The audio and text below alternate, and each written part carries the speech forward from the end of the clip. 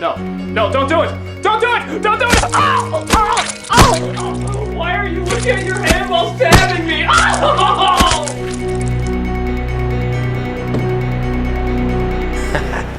That's for reviewing Food Fight.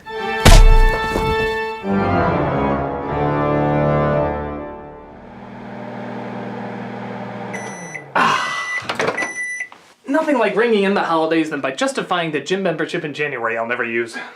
A pumpkin hot dog on a pumpkin bun with pumpkin ketchup.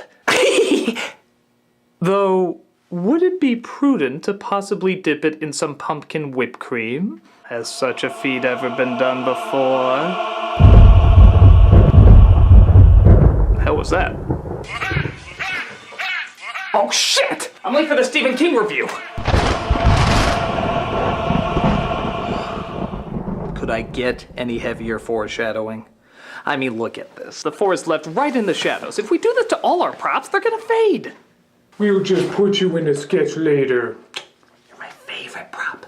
Hello, I'm the Nostalgia Critic. I remember it so you don't have to. Well, it's the month of Halloween, and you all know what that means. It's time to celebrate a great writer by focusing on his worst work. It's Stephen King time!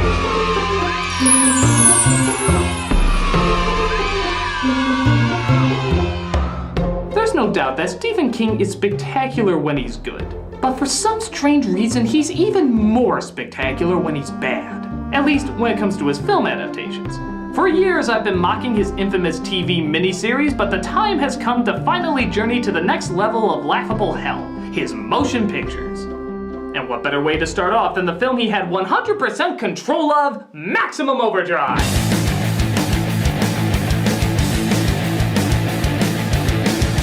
This is the only Stephen King story that Stephen King himself directed. Hell, he glorifies the fact that he directed it. Just look at the trailer. I finally decided if you want something done right, you ought to do it yourself.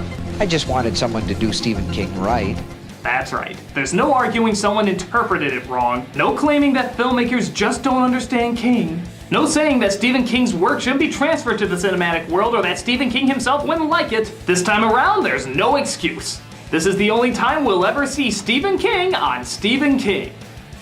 That is until Tumblr is born.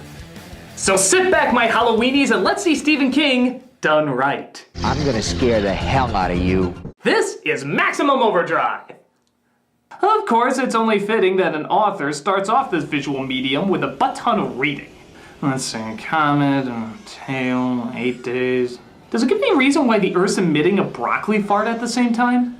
And fittingly again, King starts off his adaptation by doing what most Stephen King adaptations do, saying fuck you to the audience. Wow, he just cuts to the chase, doesn't he? Even King himself gets its customary cameo out of the way. Honey, this machine just called me an asshole. Obviously, it watched Under the Dome. As the credits roll, we see all sorts of chaos go on as tons of machines come to life and cause gigantic destruction after gigantic destruction. The only thing that could possibly be more awesome than that? The greatest credit ever put on any film anywhere. My God, I have no idea what they have to do with Stephen King, but I am 100% behind that credit! It almost makes up for this one. Though if somewhere in this movie AC/DC decides to coach a hockey team, I wouldn't be against it. We then see a gas station where by far the strangest fucking toy truck you've ever seen in your life pulls in. You like that, huh? Well, if the point of your toy company was to scare the apple juice piss out of your clientele, then yeah, I say you got a winner. Though to be fair, it is scarier than anything in the Sam Raimi movies. Well, filling up on his $9 for 15 gallons of gas. Fuck you, 1987! One of the truck stop attendants, played by Emilio Estevez, talks to his boss, played by Pat Hingle. Now you want me to work for 9 hours and only clock in for 8? You know what that star means, don't you? On parole, boy. Either your ass belongs to me or it belongs to the state of North Carolina. Really? A gold star means you're on parole? What do convicted pedophiles get? A Dora the Explorer sticker? Thank you, Bubba. Oh, shit. I just realized I'm in a Stephen King film, so I can act however I want and it'll fly. But within the truck stop, a young Deborah Wilson in drag notices the machines are acting up. Ah, the 80s, when wearing a Twinkie in your hat raised no questions whatsoever. Apart from why the fuck do you have a Twinkie in your hat? Sure enough, other machines start acting up too. An electric knife cuts someone, vending machines spill all over the place, and yes, there is even death by soda. At least I'm leaving behind a hilarious obituary. Shit! A little boy tries to get away from Stephen King's second killer cola machine he's ever written. Seriously, was it so good the first time it had to be repeated? As we see another boy get run over by a steamroller. Now there is a controversial cut here where it said in the original the boy's head actually explodes, but it was too much for an R rating. In honor of our sick obsession with violence, we should probably question more. Fuck it, I'm gonna show you the one frame that made it into the film. Ooh, I think you can see his eyeball shoot through his brain. Let me have this.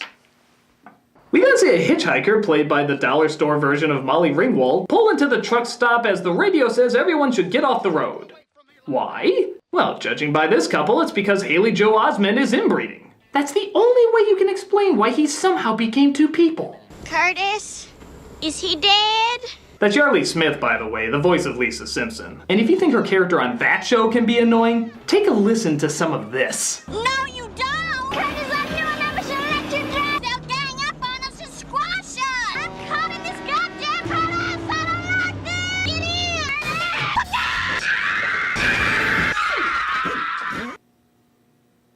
You know, suddenly the idea of slitting my throat with her spiky hair doesn't sound that bad. I just wanted someone to do Stephen King right. They end up driving towards the truck stop where our heroes are at, who are checking out to see if the trucks themselves have apparently come alive. Be careful! That jack-in-the-box they forgot to crop out might ruin the scare!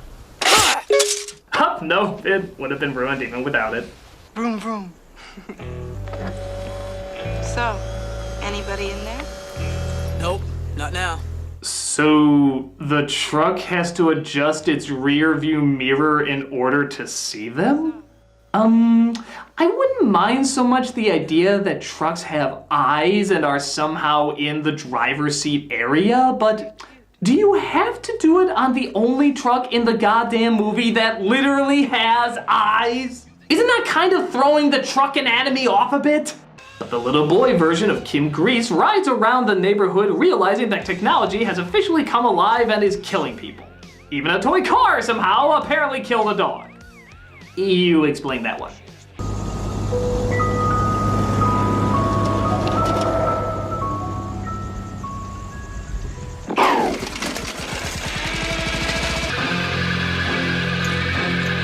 Let me tell you right now. Wow, that ended abruptly. It's almost like Stephen King looked this scene over and said, "Okay, an ice cream truck and a lawnmower are the villains in this scene, and this is stupid." Let me tell you right now, boy and girl. But I guess that can't be as silly as Christine and friends starting to run over people at the truck stop.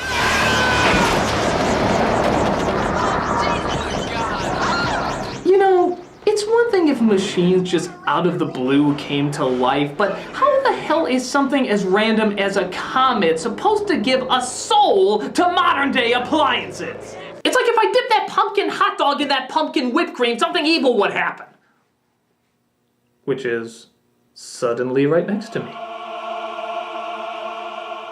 Which is probably cold now, so I'll eat it another day. Or maybe I'll eat it later today. After the review? While talking about the cinematic version of Stephen King playing with his Hot Wheels. Hey, thanks, disembodied hand, to which your origin I know not. What the hell? You have summoned us, Critic. Behold, we are the Trope Raisers. By God, I've heard of you. You come from a world where aggravating pain and Stephen King cliches are one and the same. You learn to love them after the first 20 books, as you will learn to love them, Critic. But I don't want to love his tropes, I want to make fun of them. But you must. Behold Stephen King trope number 127, the religious nut. The Lord is my shepherd, I shall not want. This beautiful American Truthway Bible can be yours for just $9.95. Ah, jeez, and I bet he runs into all the redneck characters, right? How did you know about trope number 2647? Because that's all his characters. You're either a country bumpkin or a blood-sucking Christian. Well, surely you don't know trope number 36498. The religious nut dies? Yes, that's the one. Well, of course he does. It happens in all his movies. But are you aware of trope number 385? The obvious symbolism of hypocritical faith? Maybe. Yes. Yes. Look, just because people accept a trope over and over and over, that doesn't make it good. If anything, it makes it worse. You may say that now, Critic, but just like a Will Ferrell performance, you will learn to love it, hate it, love it, and then forget you ever saw it in the first place. Well, I look forward to that part. Your defenses will lower, Critic, and I'll be there when they do.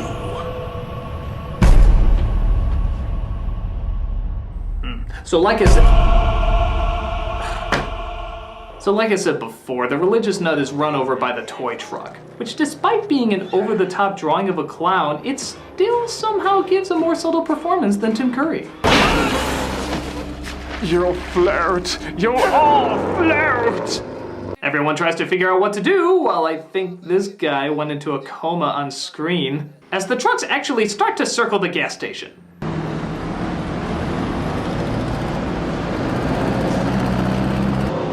Nothing more frightening than delivery trucks playing Ring Around the Pussies. Here we go round the idiot stop. It's loaded with pots whose IQs have dropped. I think you'll need some peppermint schnapps to get through this damn movie. Meanwhile, our newly deads aren't having much luck as they're being chased down by other evil Herbies. A drunk Frodo dabbles in vehicular manslaughter.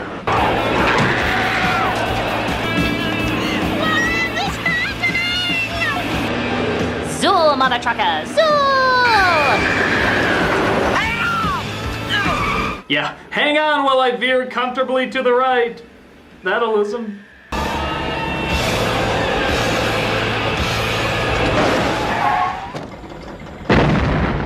Huh. I guess that comment made them extra sensitive to blow up over grassy hills. But I know we can call the police from that truck stop up there.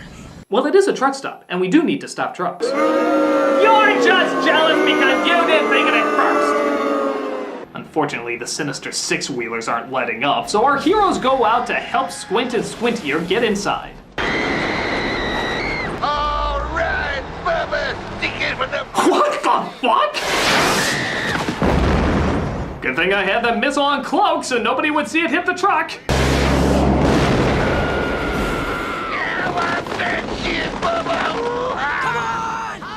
No, I want to see it! I want to see it! By God, she's defying her social class! Where'd you get all that stuff? Oh, we got a whole bunch of stuff down here. Just keep circling. Don't let them know it bothers us. So it's revealed that under the truck stop there's a shit ton of firearms that they never knew about. Good thing those machines weren't somehow affected. I mean, seriously? There's a gun that starts shooting off later, and yet somehow none of these devices are affected by the comet? What sense does that make? Heyo! Ah! There's a reason the guns aren't alive. Some machines are affected more slowly. Those with simpler parts and mechanics are. Wait a minute. Is this like justifying the clown and the spider and it with this complicated backstory when really Stephen King just wanted a reason to use a clown and a spider in it? No, the spider in it is really plain and simple to understand. Oh yeah? What is it? There's a void surrounding the universe known as the macroverse. Your first sentence isn't even over and already I can't follow it. No, really, it's super easy to follow. I'm surprised they left it out of the movie. Its natural enemy is the turtle. Well, not just any turtle, the turtle that created the universe.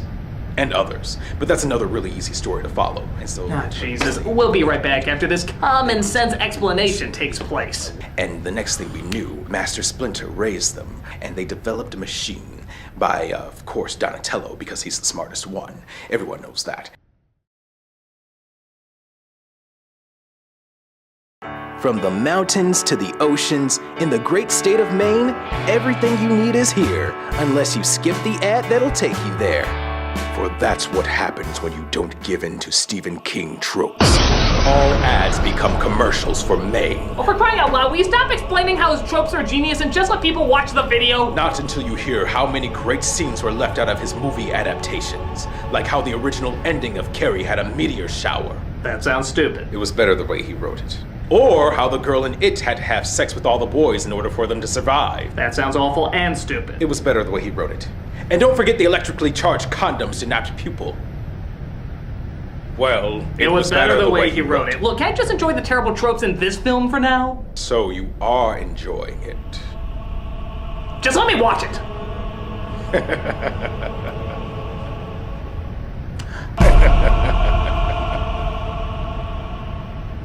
So as the sun goes down and the trucks continue to circle the place, there's only one logical thing to do. Pork. I'll tell you one thing. What's that? You sure make love like a hero. What can I say? Being held hostage by an army of six-wheelers just turns me on. Even the rest of the people seem to be pretty relaxed while these trucks do nothing but keep circling the wagon. Are these things even supposed to be scary? Is turning the sky green somehow supposed to make them even more threatening? It's like watching Gozer's less talented sister. Bullgozer, the Gozerian's drunken sibling, ain't going anywhere until she gets a bottle of wild turkey. Wild turkey, bitches! I need it! My sister's dead! Killed by some 80s comedians! Oh god, I need some ibuprofen. But one waitress decides she's done taking it up the tailpipe. We made them! We made them! You can! We made you! Oh dear, it's time for our ceremonial Stephen King actor turns into cartoon character again.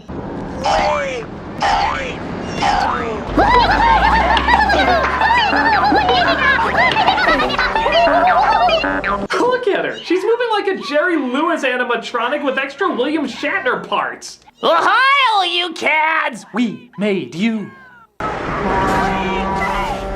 Don't make us circle around you some more.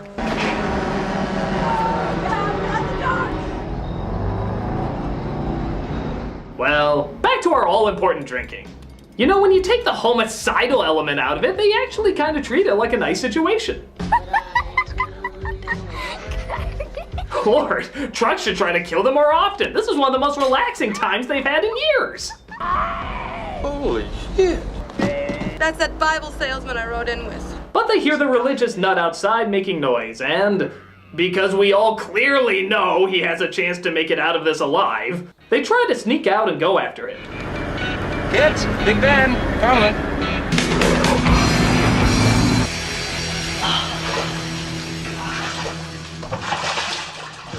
Wow, the comet must have also messed with how flashlights work because it's a little confused what's supposed to be lit and what isn't. But before they can get to the guy, the little boy comes across him first. Mister? Yeah, he gets up. He gets up. He gets up. Well, gee, I guess you really fooled me, movie. I guess he's not going to get up. No, really, you totally got me. I'm totally convinced that he is not going to get up and do a jump scare whatsoever. Well, I might as well go do some other stuff, seeing how he's clearly not getting up. You really got me there, movie. Really got me.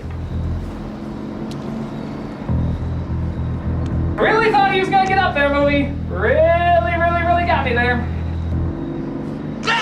What a fucking shocker! Pull me! Pull me! I can't. You're too heavy. Get me out of this ditch, or by Jesus, I'll kill you. Do all dying Christians sound like the bad guy from Howard the Duck? By Jesus, I'll kill you. If you can't take the heat, get out of that kitchen. The team does meet up with him and tries to drag him back, but again, big shocker, he doesn't make it all the way. Thus, they use what they should have been using this whole time, a fuck ton of weapons. It's not like they have a whole shit ton of them at their disposal. Oh, but wait! They hide inside again as the kid discovers his father has in fact passed on. Where's my dad? Done got scrubbed by one of them big boys out there. Hey, hang on, man. Hold on a minute. Just a little lesson in manners from the road twitch. Don't make me lightly slap you like I'm swatting a fly on your chin again. Well, he got over that fast. Fucking bubbles! But some armed equipment finally makes its way to the stop and starts letting loose. Oh no, not the extraneous characters! They offered so much and how little they offered! Oh dear, somebody spilled jam on me in between shots. Why didn't anybody tell me the jerk never survives a Stephen King story? Want to know? Bill, goddammit, let go of me! We made you! Ah yes, she needs to relive her Oscar-winning moment. We made you!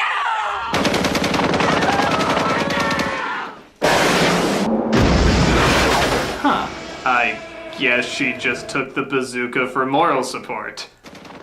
Didn't seem to work. The gun starts honking Morse code, which apparently none of the other trucks could have honked. But even more amazingly, one of them actually knows how to interpret it. Incredible. They want us to feed them. Feed them? That's right, everybody. All they wanted this entire time was just fuel. Really? There was no other way they could have made that obvious? Wouldn't it have been easier if they just did something like this? In fact, isn't driving around constantly in a circle wasting their goddamn fuel? You're fucking wasting your lifespan trying to get your lifespan! I just wanted someone to do Stephen King right. Oh well, they all succumb to truck home syndrome and decide to fill them all up. Emilio lets the lead truck know by literally whispering into its ear. Alright, you bastard. Tell all your friends the main line's open. I'm sorry, I just don't think I can take a scene seriously when he's whispering into what looks like a mask Happy Meal toy. I got the best shit on the East Coast, practically uncut. The fuel gauge, Emilio. First you start with the fuel gauge. This results in literally hundreds of other trucks hearing the news somehow and showing up as well to get fueled up. Yep, it's about as stupidly silly as it sounds. Imagine you're a race of aliens, right? And you're looking for a new place to live. Dude, you filled up trucks, not survived a war. I think you can be a little less dramatic about it. Sent in their broom, using our own machines, sweep us right off. Well, that's an interestingly stupid theory, but like the credit said, comet. Which makes much more practical sense-ish, kinda, not really. But I'm sure it's explained in Dark Tower or something. So, only now do they decide to figure out a plan to take these suckers out and leave. Whoa, cooler, champ. Little peep business to take care of. Something you wouldn't understand. Now, when I say run, you run, okay? I know we don't have ears, but we've clearly established I can hear you guys. It's the same volume you were speaking to me just a minute ago. Wow, my God, am I this easy to take out? You gotta be kidding me. I've been fucking foiled by user-friendliness. They wait until night to make their escape as, for some reason, the trucks let them do it until several hours later when they finally decide to attack the place. Brilliant planning. Wait until your enemy has fled and then let them have it. Look, they're even crushing the newlyweds' car that I'm only now realizing never came to life. Again, explained in Dark Tower, I'm sure. Go. We'll meet again, Spider-Man! But wait, what's that? Fuck you, ice cream! That's for never having the Ninja Turtle bars. I need my gumdrop eyes. They head towards the boats because apparently they're not affected by the comet, alien, ghost, whatever. But Yoda from hell is still ready for some action. Adios, motherfucker! Ha! You think that can stop me? Oh wait, I'm done. Yeah, good job.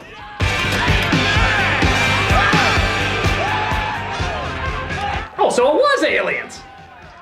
Okay!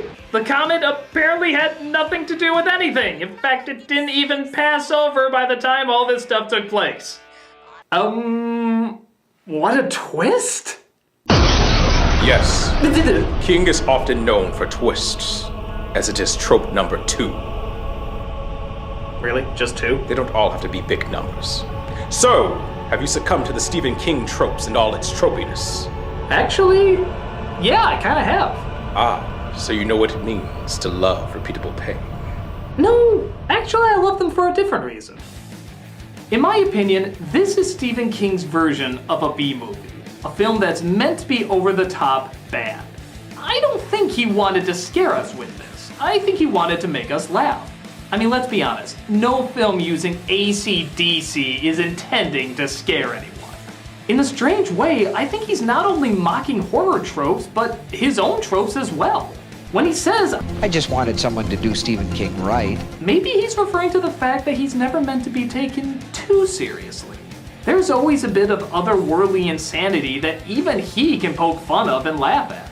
So, as a totally crazy, cliched, explosion-filled bloodbath of idiocy, it's a damn fun time. I mean, okay, it's not for everyone, it's pretty mindless and just has a bunch of big explosions, but truth be told, I kinda recommend it. If you're looking for something that's bizarrely silly, over the top, and soaked in testosterone-filled cheese, then this is the perfect Stephen King B movie for you. So, what do you think of that? I think I got bored halfway through your speech. Thanks. Let us instead analyze the overused tropes of Leonardo DiCaprio movies. Ooh, now that sounds like fun. Let's see, trope number 1. He's always a smug and or insecure douche. Trope number 2.